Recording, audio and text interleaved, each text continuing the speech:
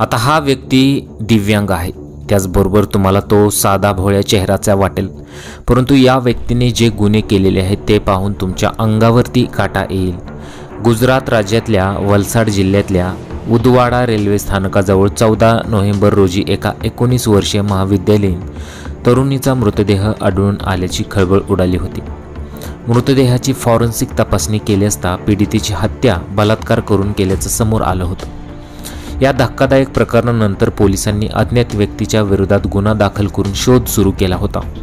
अखेर पोलिसांनी या प्रकरणी आरोपी राहुल जाट याला अटक केली असून तो एक सिरियल किलर असल्याचं चौकशीत कळालं। आरोपी राहुल जाट याचं मुख्य मूळ गाव हरियाणातला रोहतक जिल्ह्यात असून त्याने 5वीत शिक्षण सोडलं होतं।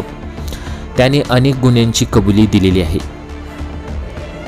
राहुल हा दिव्यांग असून त्याने त्याच्या आजारपणाचा फायदा घेऊन ट्रेनमधून प्रवास करून विविध गुन्हे केले आहेत। वलसाडचे पोलीस अधीक्षक करणराज वाघोले यांनी दिलेल्या माहितीनुसार आरोपीनं 25 ऑक्टोबर 2024 रोजी कर्नाटक बेंगळूर मुर्डेश्वर ट्रेनमध्ये सिगारेटवरून झालेल्या वादातून एका सहप्रवाशाची हत्या केली होती।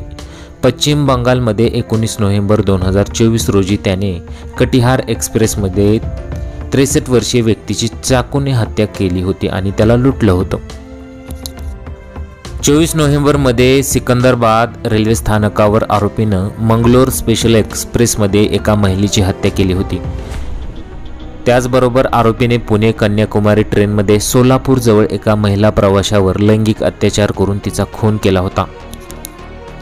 गुजरातमधल्या 19 वर्षीय तरुणीवर बलात्कार करून तिची हत्या केल्यानंतर आरोपीला पकडण्यासाठी पोलिसांनी विविध पथकं तयार केली होती।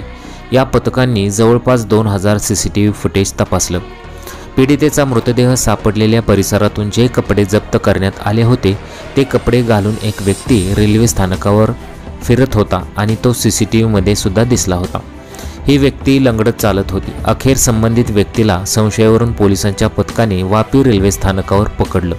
त्याच्याकडे चौकशी केली असता त्याने स्वतःचं नाव राहुल जाट असल्याचं सांगून गुन्ह्याची कबुली दिलेली आहे।